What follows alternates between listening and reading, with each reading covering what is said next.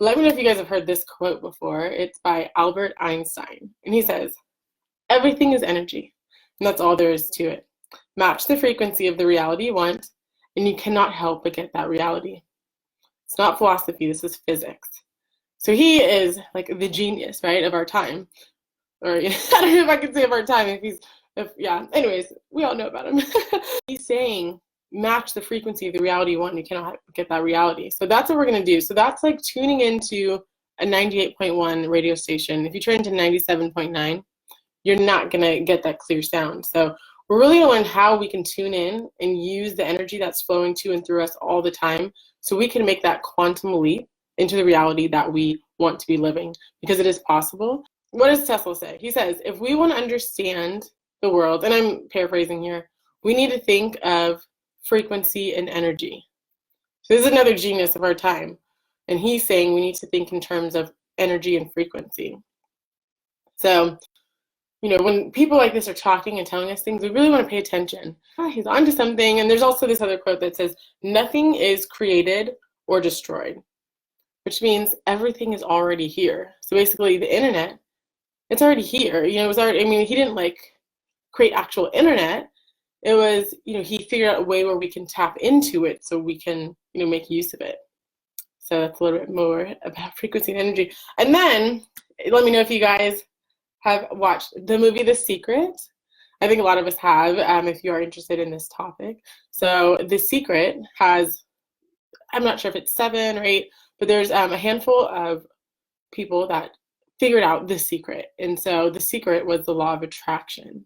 And I've actually hired Lisa Nichols, the Dynamic Women Tribe, and she says, the law of attraction just as well. So she really believes in setting intentions, becoming that person, and really a lot of forgiveness work and decluttering and clearing and stepping into that reality. So another guy is Bob Proctor. So I hired him for this Thinking into Results program, which has been life-changing, you guys. So good.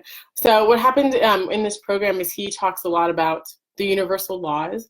And he says the law of attraction, which is from The Secret, is actually a secondary law, that the law of vibration is the first law. So basically the law of vibration is, we're all constantly emitting, different energies. Like our body is a molecular structure. Like you can look into a microscope at our cells and they're all moving around. Or we're constantly in motion. So the law of vibration precedes the law of attraction. So law of vibration gets us into, sends out those radio wavelengths based on what we're internalizing and what thoughts we're thinking and feeling into the world. And then the attraction principle, law of attraction, is what brings it back to us. So super interesting. I just love this stuff. And so another person you guys might have heard of is Abraham Hicks.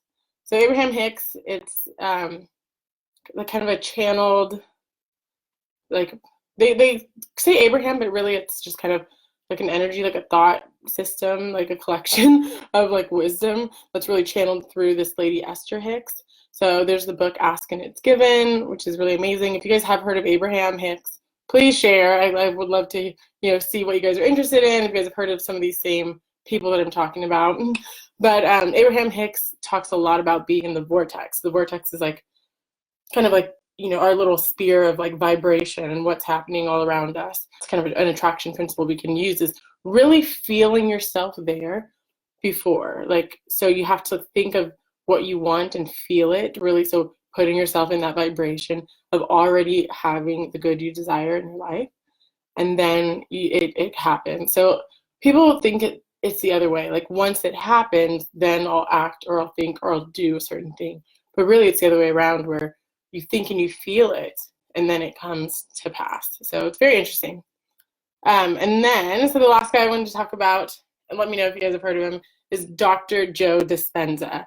So I think he's been around for a while, but I've just heard of him the last couple of years, and I just love everything that he has to say. So he has this book, Breaking the Habit of Being You. And so when I saw him doing a YouTube video, I think it was a recommended video, he showed a video of the neurons in the brain firing. So we live in a habitual way of being, and Bob calls that a paradigm, Bob Proctor. He calls that a paradigm. And so basically, I mean, I love seeing the science behind these things. If you guys are the same way, like I love spirit and God, and I know spirit and God, source, however you want to call it, that's like the truth of who we are. And then we're just living in this, this like body. But I do love hearing science as well back this up. But there's some things like quantum physics that they've discovered that's kind of unexplainable, and different scientists have different opinions agreeing on this. But yeah, so Dr. Joe Dispenza, and let me know if you've heard of him, his quote that he says is, "The only way we can change our lives is to change our energy. To change the electromagnetic field we are constantly broadcasting. In other words, to change our state of being, we have to change how we think and how we feel." So that's good. And so what he did in that video I was talking about, so the neurons are firing, so they're, we're firing in a certain way. And that's because that's our habits. That's what we're always doing. Changing your environment is also going to change some of those neurons. It's going to change the way you think of things. It's like super interesting. But yeah, so once you start doing new patterns, and your brain's going to fire in a different way. So like your actual brain chemistry will look different. So it's just super interesting. And I'm just so excited that I get to be here with you guys and share this knowledge, because like education is really the key to freedom.